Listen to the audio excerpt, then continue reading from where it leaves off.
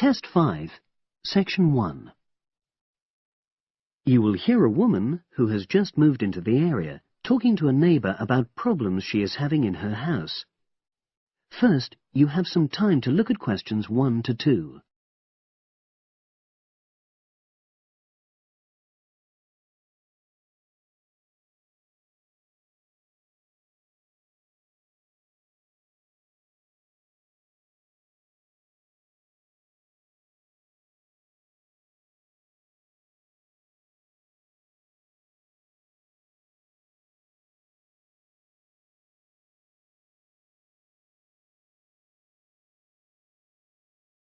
You will see that there is an example which has been done for you.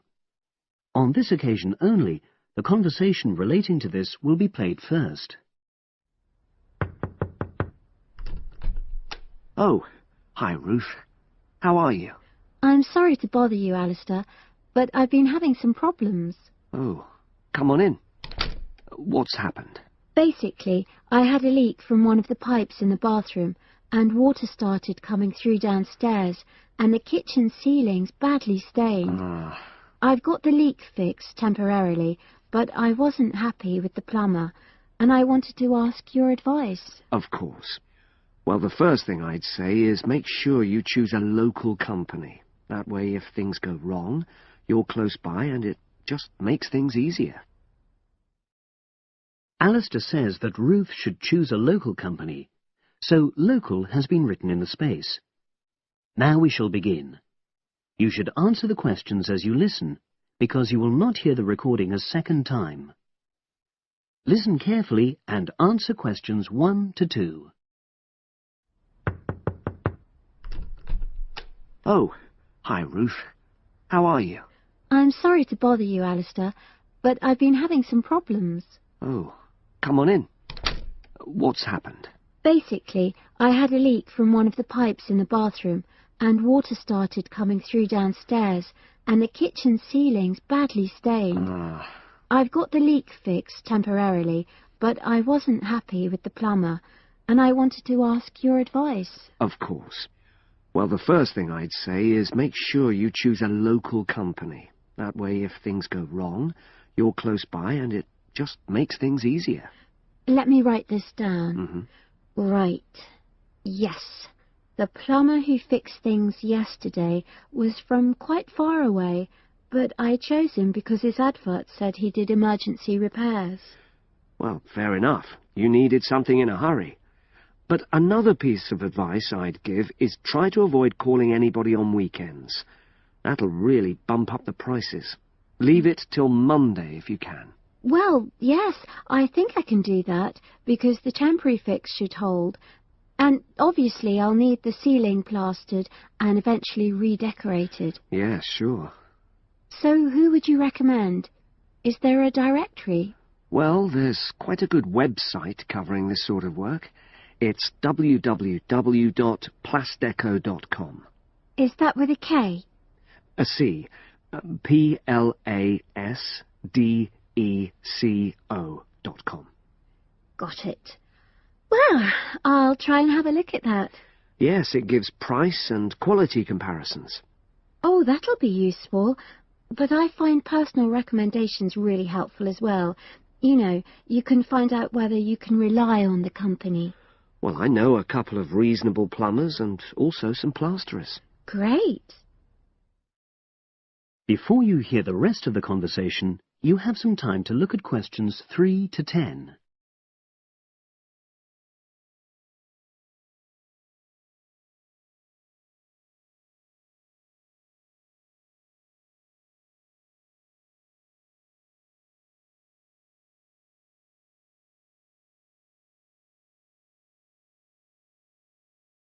Now listen and answer questions 3 to 10. There's a company called Peaks Plumbing. Now, they're a father and son team. They're really friendly and they tell you information you need in a clear way, you know, so they really understand what the problem is.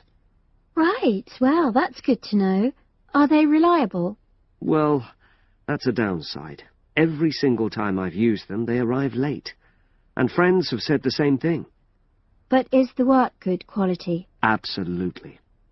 Another one is John Damerel Plumbing Services. He's very good. How do you spell the surname?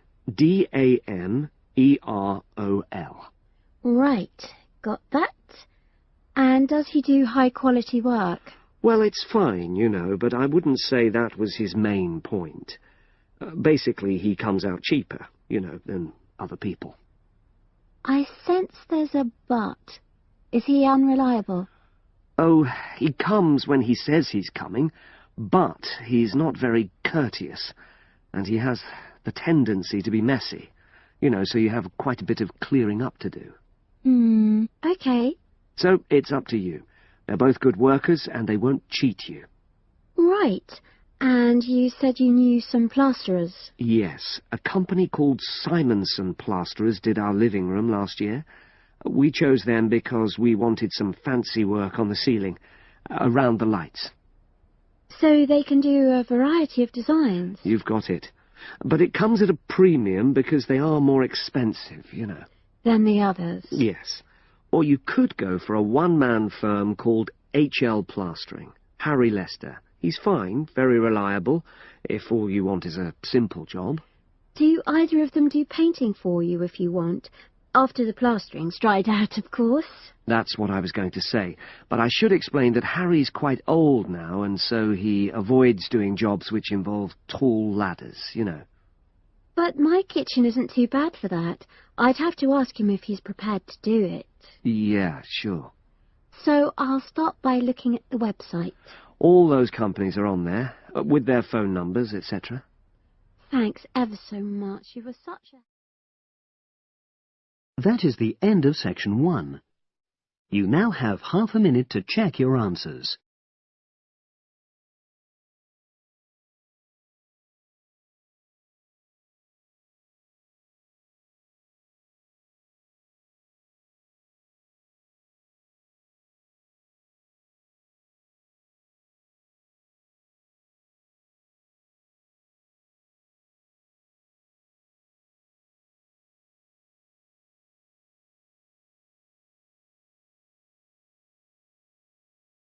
Now turn to section 2. Test 5, section 2. You will hear the education officer in a museum giving a talk to school students who are about to start a one-week work placement in the museum. First, you have some time to look at questions 11 to 15.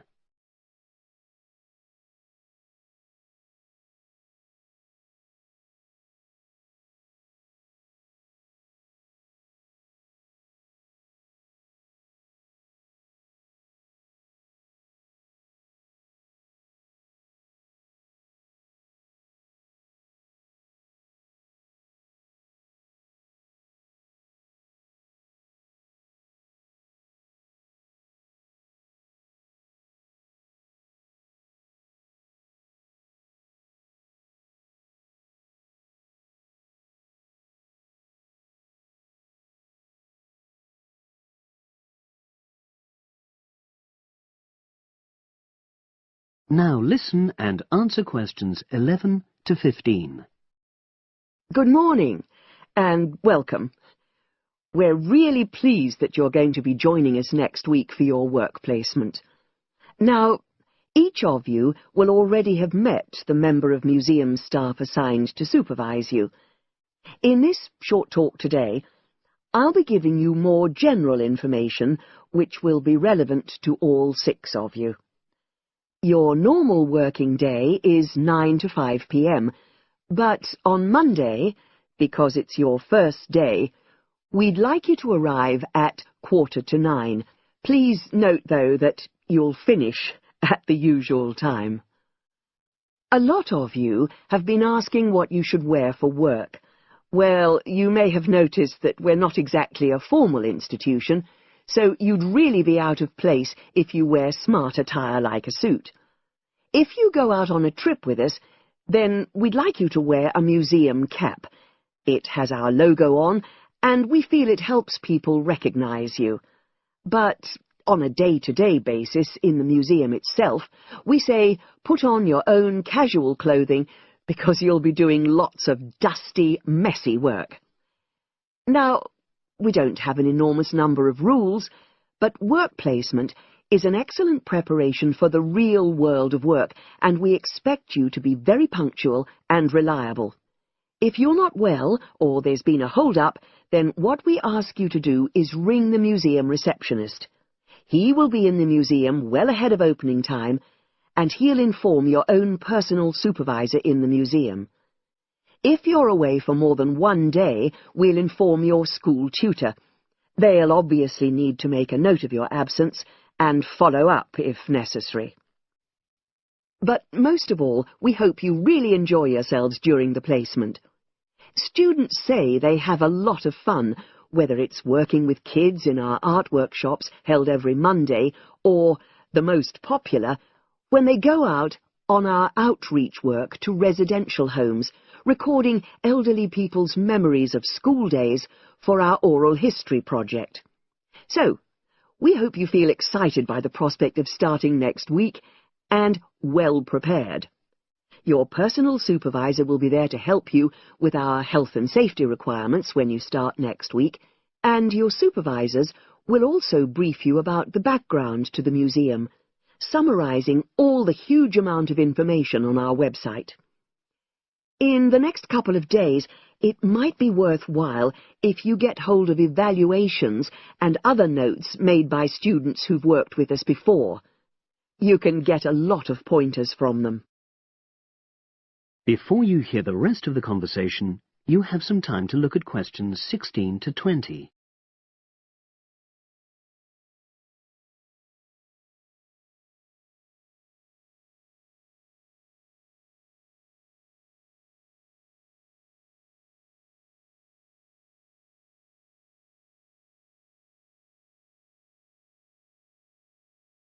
Now listen and answer questions 16 to 20. Now, before I finish today, I wanted to help you find your way around the museum. When you start next Monday, the first thing you'll need to do is sign in. Come through the main entrance, and you'll see the main staircase straight ahead. To the right of this is the statue of the horse, and just behind that is a door. Go through that, and that's the sign-in office. Now, on the first day, you'll be working in Gallery 1. You'll find this as follows. In the central courtyard area, close to the entrance, there's a large chest where visitors put donations for the museum. The door just behind that leads to Gallery 1. The workshop you'll be taking part in starts at 11, but if you want to go in earlier, you can get the key and let yourself in. The key box is quite hard to find. Walk behind reception, and it's between the large gallery and the bookshop. I haven't mentioned breaks, lunch, etc. Unfortunately, our cafe's closed at the moment, so your best bet is to bring a packed lunch. We tend to have our sandwiches in the kitchen area. Go round the reception desk, and you'll see a small circular cabinet. The door to the kitchen area is just behind that. Now, every day, we put up notices about what's happening in the museum. Your supervisor will brief you, but if you want to check up on details, look on our staff notice board. This is in the corner of the play area, at the back, on the wall of Gallery 3. If you have any questions, I'd be happy to help. That is the end of section 2. You now have half a minute to check your answers.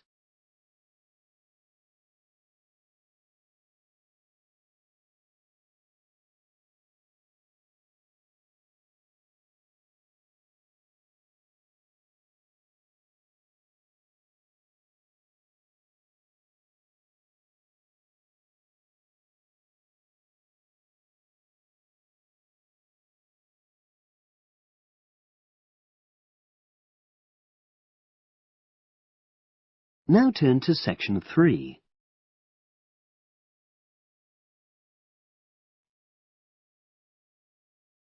CD 3. Test 5, Section 3. You will hear a business studies student called Sam talking to his tutor about an IT project he is going to do for a local company called Turner's.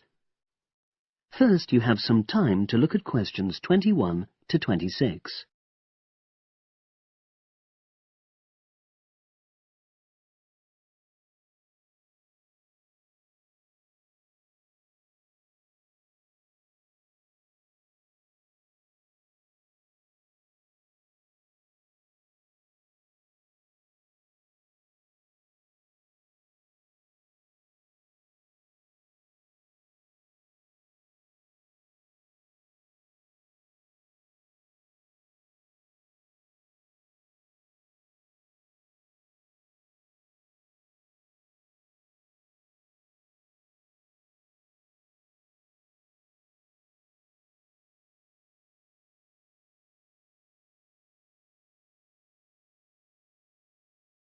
Now listen and answer questions 21 to 26.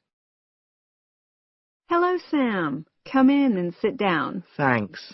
You're here to discuss your company-based IT project, aren't you? Yes, I've been to see the manager and he's given me a lot of ideas about projects that the company would find useful, but I wanted to ask your opinion about them before I choose one. Yes, that's fine. Now, this company's called Turner's, isn't it? That's right. It's a small engineering company. They make machine components for trade use.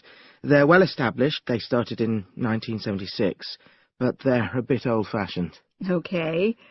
And what kind of projects did Turner's suggest you could do for the company? Well, they want some improvements made to their customer database. The one that they've got at the moment isn't very useful in some ways. I had a quick look at it. That would be a very straightforward project, and it'd be simple enough to evaluate, but I don't think you'd get enough out of a project like that. You wouldn't learn anything new. Well, another project they suggested is to do with their online sales catalogue. At the moment, customers can look at their products, but they can't actually order them online, which must affect their competitiveness. But I said I thought it would take too long. It's quite a big task. You're right. It's too much for the time you've got. It's a pity, though. Then they want some help with their payroll system. At the moment, the way they calculate pay involves a lot of manual accounting. I suggested they could have a system where employees register electronically when they arrive and leave work, so the hours they do could be transferred automatically. I think you'd get a lot out of a project like that. It would extend your skills, but it wouldn't be too much to take on. A student did something similar a couple of years ago, but this is slightly different. Well, then they need help with their stock inventory. They do everything manually. Really? Yes, and it takes so much time. Oh, it's probably very inaccurate, too. An electronic inventory would probably be the biggest single benefit for the company. I'm surprised they haven't had it done before. I know. Then they wanted to improve their internal security. The manager had visited other companies where the staff use swipe cards to access various areas of the building. It sounded useful, but the trouble is I'm not really sure how to do it. Well, I think you're right in that assessment. At the moment, it's probably a bit beyond your level of knowledge. Is that all? Just one more. Customer service. They want to be able to collect feedback from their customers in a more systematic way. At the moment, it's a bit of a mess, and they probably lose business as a result. Would that involve you going to see customers at their own premises? Because in that case, you might have to do a fair amount of traveling, and that would incur expenses that haven't been agreed with these companies. I never thought of that. Well, it might not be a problem, but it's something that needs clarifying. Well, I hope that's been helpful in narrowing down the options. Yes, it has, thanks. I'll be able to make a decision now. But while I'm here, can I talk to you about coursework? Sure. Now you have some time to look at questions 27 to 30.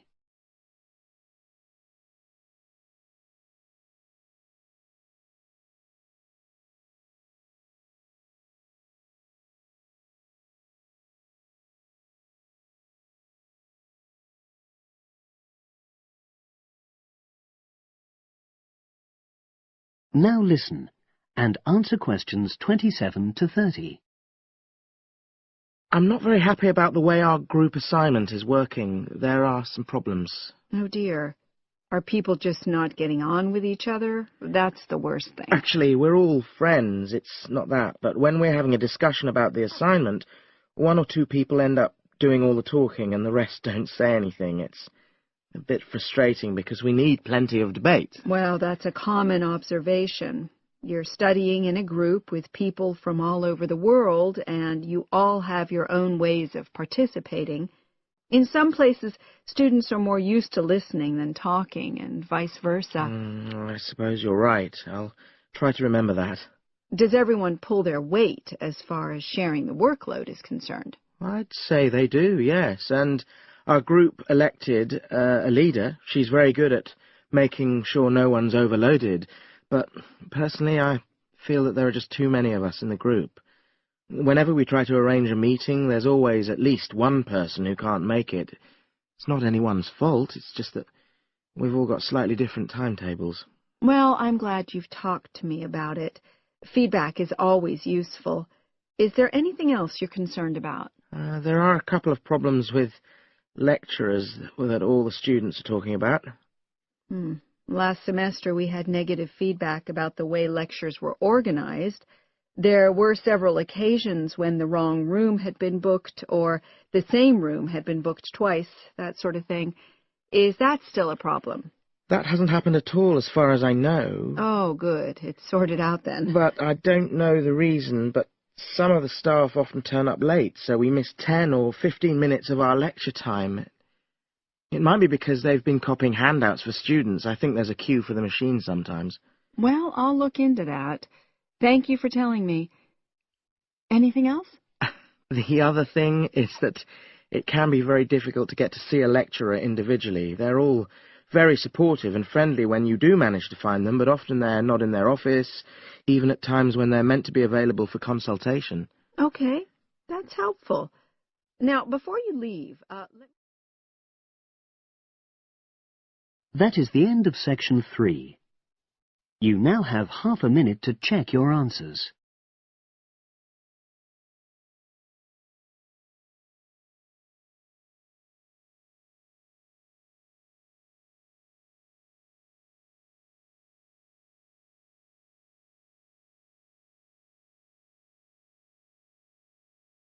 Now turn to section 4. Test 5, section 4. You will hear a wildlife expert giving a talk to a group of bird lovers in the UK about a species called the tawny owl. Before you listen, you have some time to look at questions 31 to 40.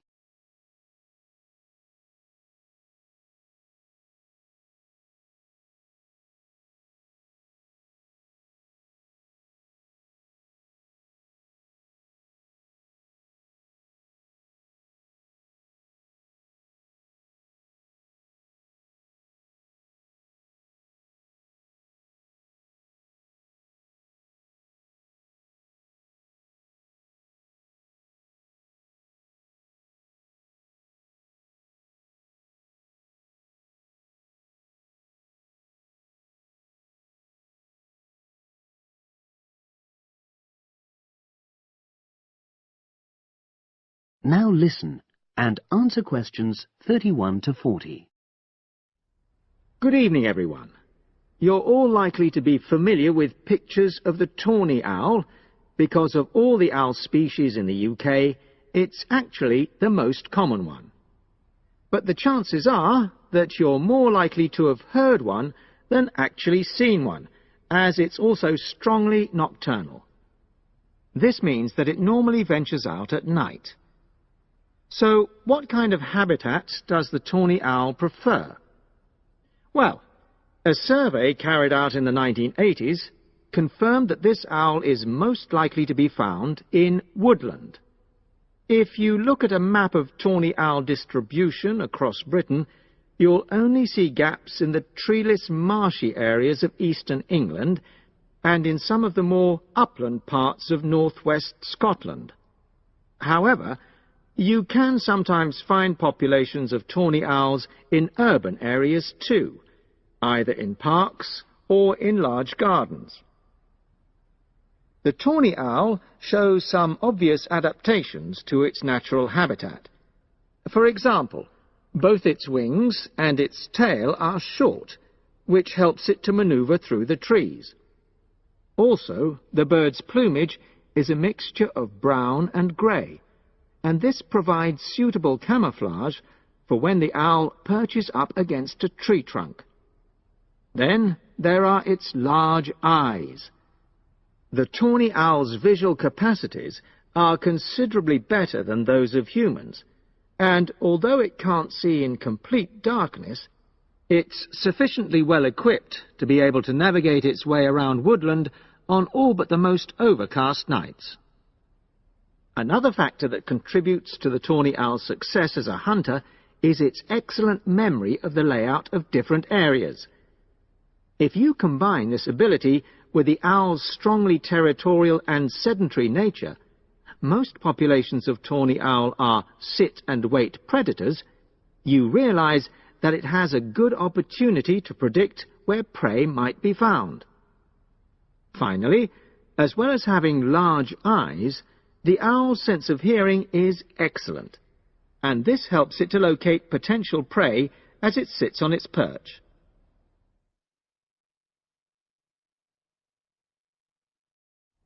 Turning now to the tawny owl's diet. Woodland tawny owls feed mainly on mammals, especially small ones, such as wood mice and bank voles. But they'll also take things like frogs, or bats, or even fish, if they happen to be available. In urbanized landscapes, the owls seem to prey more on birds, so there are some differences there. Let's just look briefly now at survival rates in the tawny owl. Young tawny owls face a difficult time once they leave home, and 2 out of every 3 are likely to die within their first year. So, with such high mortality levels, it's a good job that established breeding pairs can produce young over a number of seasons and maximize their chances of passing their genes on to the next generation of owls. I've already mentioned the sedentary nature of the tawny owl, but it's not just adult tawny owls that are sedentary in their habits. Young birds, dispersing away from where they were born, rarely move far. The average distance is just 4 kilometers. There also appears to be some reluctance to cross large bodies of water. The owl is absent from many of the islands around our shores, with only occasional sightings in Ireland and the Isle of Wight off the south coast of England. Right, well, now I'll show you some photographs that have been taken in 1 or 2 of the...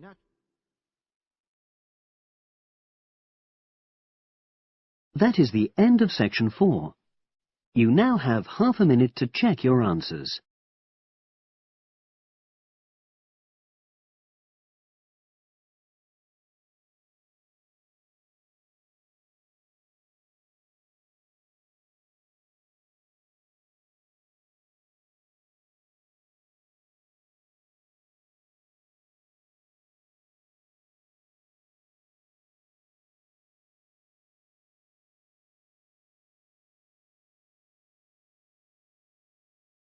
That is the end of the listening test. You now have 10 minutes to transfer your answers to the separate answer sheet.